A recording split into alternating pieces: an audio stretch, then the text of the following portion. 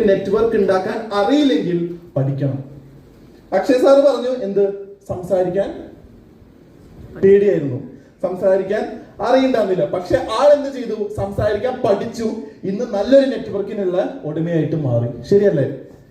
ഇനി നിങ്ങളോട് ആരെങ്കിലും ചോദിക്കുകയാണ് നെറ്റ്വർക്ക് ഒക്കെ മോശമല്ലേ ചോദിച്ചാൽ പറയാ സാർ എങ്ങനെ ഉണ്ടായേ? ശരിയല്ലേ? എങ്ങനെ ഉണ്ടായേ? ഇതിന് നിങ്ങൾ ഉത്തരം പറയില്ല അല്ലേ? എങ്ങനെ ഉണ്ടായേ? എങ്ങനെ ഉണ്ടായേ? ഉണ്ടായില്ലേ? ജനിച്ചില്ലേ? എങ്ങനെ ഉണ്ടായേ? നെറ്റ്വർക്ക്. രണ്ടാൾക്കാരും കൂടി ഒരുമിച്ചപ്പോഴാണ് നിങ്ങൾ ഉണ്ടായത്. ശരിയല്ലേ? ആ രണ്ടുപേരും ആരാ നിർമ്മിച്ചേ? അവരുടെ അച്ചാച്ചനും അച്ഛമ്മയും നിർമ്മിച്ചു.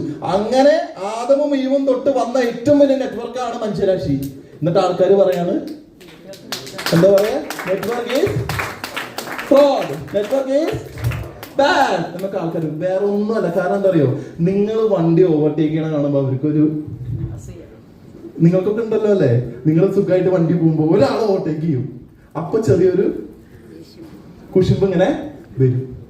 നെറ്റ്വർക്കാണ് ഈ ബിസിനസിന്റെ നമ്പർ 1 മന്ത്രം. എത്ര ആൾക്കാരായിട്ട് നല്ല ബന്ധങ്ങൾ സ്ഥാപിക്കാൻ പറ്റുമോ, എത്ര ആൾക്കാരായിട്ട് നല്ല ബന്ധങ്ങൾ കീപ്പ് ചെയ്യാൻ പറ്റുമോ, അവരെയൊക്കെ നിങ്ങൾ ആർസിഎമ്മിലേക്ക് കൊണ്ടുവരും. വെരി സിമ്പിൾ ആണ്. എന്ത് വേണം? ഉൽപ്പന്നം ഉപയോഗിക്കുക, അത്ര വേണ്ടോ? ഉൽപ്പന്നം ഉപയോഗിക്കാത്തോളം ഉൽപ്പന്നത്തെ പറ്റിയിട്ട് നിങ്ങൾക്ക് പറയാൻ പറ്റുമോ? ഇല്ല. ഒരു ഉദാഹരണം പറഞ്ഞുതരാം. ഇപ്പൊ ഞാൻ ഈ ബിസിനസ്സിലേക്ക് സീരിയസ് ആയിട്ട് വരുന്നേക്കാളും മുന്നേ എനിക്ക് സ്വരാജ് ആർസിഎം ഷോപ്പ് കൊണ്ട് വടക്കാഞ്ചേരിയിൽ ഒരു കടയുണ്ട്. ഞാൻ അവിടെ ഇരിക്കും. വലിയ താല്പര്യമൊന്നും ഉണ്ടാവില്ല, പക്ഷെ നിർബന്ധപ്രകാരം ഇരിക്കണതാ. അങ്ങനെ ഒരു ദിവസം ഞാൻ ഇരുന്നപ്പോ ഒരു ആള് വന്നു. ആള് പറഞ്ഞു ഈ വയറിന് കുറച്ച് പ്രശ്നം, ഗ്യാസ് ആണ് തോന്നുന്നുണ്ട്, എന്തെങ്കിലും പരിഹാരം ഉണ്ടോ ചോദിച്ചു. ഇവിടെ ഉണ്ട് എന്ന് പറഞ്ഞു. ഒരു പച്ച കളറുള്ള ഡബ്ബ ഉണ്ട് എന്ന് പറഞ്ഞു. ഞാൻ പറഞ്ഞു ഉണ്ട്, അജ്മാഗോലിയാണെന്ന് പറഞ്ഞു. അപ്പൊ ഈ സാധനം ഞാൻ കഴിച്ചിട്ടില്ല, ഈ സാധനം ഞാൻ കഴിച്ചിട്ടില്ല. അപ്പൊ ആൾ ഈ സാധനം എടുത്തിട്ട് വന്നു, എന്റെ കയ്യിൽ തന്നു. ഇത് എങ്ങനെയുണ്ട്? ഇത് കഴിക്കാൻ നല്ല മധുര ഉണ്ടായ അറിയാ? നല്ല മധുരം. നിങ്ങൾ എന്ത് ചെയ്തോളൂ, പോയി കഴിച്ചോളൂ എന്ന് പറഞ്ഞു. ഇയാളത് വാങ്ങി. വൈകുന്നേരം ഒരു 7:30 ആയപ്പോ ഇയാൾ തിരിച്ചു വന്നു. ഇങ്ങനെയാണോ പറഞ്ഞതിന്? എന്താണ്? മധുരാണ്. അപ്പോ ഉൽപ്പന്നത്തെ പറ്റി പറയാൻ നിങ്ങൾ ഇതിനെപ്പറ്റി കുത്തിയിരുന്ന് പഠിക്കൊന്നും വേണ്ട. എന്ത് ചെയ്താൽ മതി? ഒന്നും ഉപയോഗിച്ചാൽ മതി. ഈ ഉൽപ്പന്നങ്ങൾ നമ്മൾ ഉപയോഗിക്കുന്നില്ല. ആർസിഎമ്മിൽ ഇപ്പോഴും എത്ര ഉൽപ്പന്നം ഉണ്ട് ചോദിച്ചാൽ ആൾക്കാർക്ക് അറിയില്ല എത്ര ഉൽപ്പന്നം ഉണ്ട് എന്നുള്ളത്. ആൾക്കാർ ഇപ്പോഴും അമാന്തിച്ച് നിൽക്കുക. ആൾക്കാർ ഇപ്പോഴും ടെക്സ്റ്റൈലും എത്തിയിട്ടുള്ളോ, ആൾക്കാർ ഇപ്പോഴും FMCG എത്തിയിട്ടുള്ളോ. ചില ആൾക്കാർ ആട്ട, ഉപ്പ്, മുളക്, മല്ലി, ഓയില്.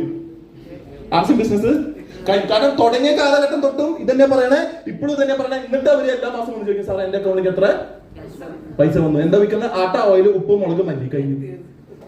വലുതും വരും അക്കൗണ്ടിലേക്ക് ഇല്ല. അപ്പോ ഉൽപ്പന്നങ്ങൾ ഉപയോഗിക്കുന്നതിലൂടെ ഉൽപ്പന്നത്തെ പറ്റിയിട്ട് അറിവ് കിട്ടുന്നത് മാത്രമല്ല, ഒരാളോട് നിങ്ങളുടെ എക്സ്പീരിയൻസ് മാത്രം പറഞ്ഞാൽ മതി. എക്സ്പീരിയൻസിനാണ് എന്തുള്ളത്? പവർ ഉള്ളത്.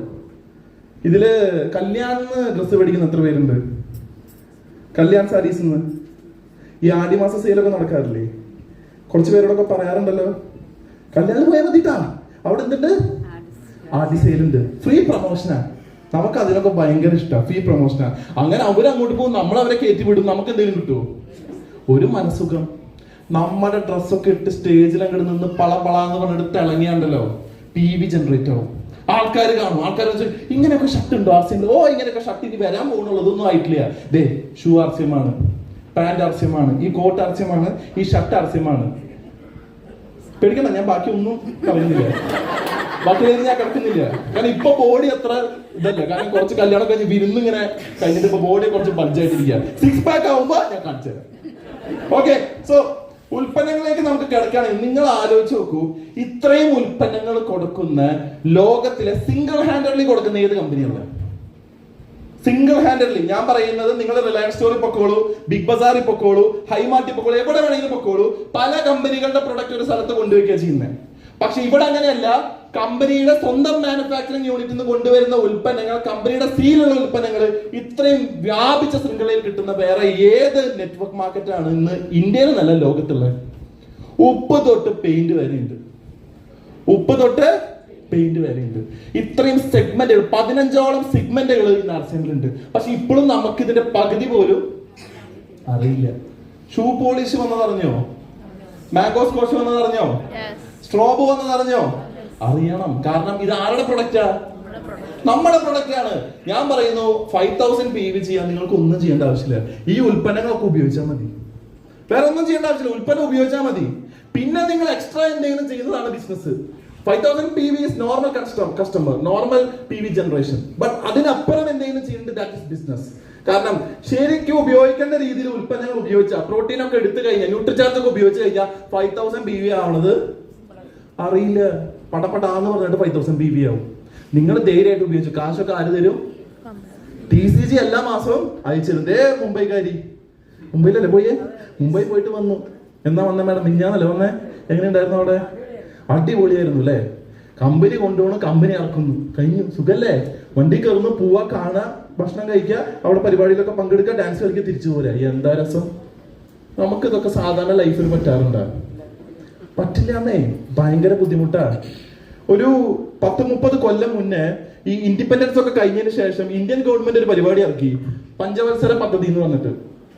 എന്തിനായിരുന്നു? ദാരിദ്ര്യം മാറ്റാൻ വേണ്ടിയിട്ട്. ദാരിദ്ര്യം മാറ്റാൻ അതിന്റെ പിന്നാലെ പോയപ്പോ എന്തുണ്ടായി? തൊഴിലില്ലായ്മ രൂക്ഷായി.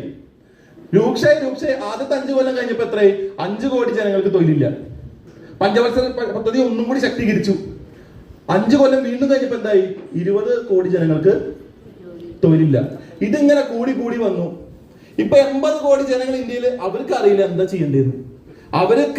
അവര് പഠിച്ച കാര്യങ്ങളല്ല ചെയ്യുന്നേ. അവര് വേറെന്തോ പഠിച്ചു, വേറെന്തോ ചെയ്യുന്നു. അവർക്ക് അറിയില്ല ആർക്ക് വേണ്ടിയിട്ടാ ജീവിക്കുന്നത്. ഇവരാണ് നിങ്ങൾ ആർസ്യം പറയുമ്പോൾ ചോദിക്കുക, എന്തിനാണ് ആർസ്യം ചെയ്യണത്? അവന് തന്നെ അറിയില്ല അവൻ എന്തിനാ ജീവിക്കുന്നത് എന്നുള്ളത്. ഇങ്ങനത്തെ ആൾക്കാർ ആർസ്യം എന്തിനാ ചെയ്യണമെന്ന് ചോദിച്ചാൽ നമ്മൾ എന്തെങ്കിലും ചെയ്യണം? നമ്മൾ വിഷമിക്കേണ്ട ആവശ്യമുണ്ടാ? നമ്മൾ സങ്കടപ്പെടേണ്ട ആവശ്യമുണ്ടാ?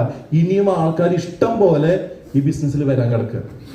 പക്ഷെ നമ്മൾ ഈ ഒരാളുടെ പിന്നിൽ ഇങ്ങനെ നിൽക്കുകയാണ്. ഇയാൾ എന്നോട് നോ പറഞ്ഞു, ഇനി ഞാൻ ആരോടും പറയില്ല. നിങ്ങൾ ഈ ബിസിനസ് ആരോടും പറഞ്ഞില്ലെങ്കിൽ ആർക്ക് പോയി? നമുക്ക് പോയി. അത്രയേ ഉള്ളൂ. അപ്പൊ നമ്മൾ മനസ്സിലാക്കണം, ഈ ബിസിനസിന്റെ നട്ടൻ എന്ന് പറയുന്നത് നെറ്റ്വർക്കാ. Talk to people, feel the people. അവരെ കൊണ്ട് ഈ ഉൽപ്പന്നങ്ങൾ എന്ത് ചെയ്യിപ്പിക്കണം? ഫീലിപ്പിക്കണം. അതിന് നമ്മൾ ഈ ഉൽപ്പന്നം ഉപയോഗിക്കണം. ഈ ഉൽപ്പന്നത്തിന്റെ പുറത്ത് എന്താ എഴുതിയിരിക്കുന്നത് എന്നുള്ളത് അറിയണം. എന്താ എഴുതിയിരിക്കുന്നത് അറിയണം. അകത്തെന്താന്നുള്ളതും അറിയണം. അല്ലെങ്കിൽ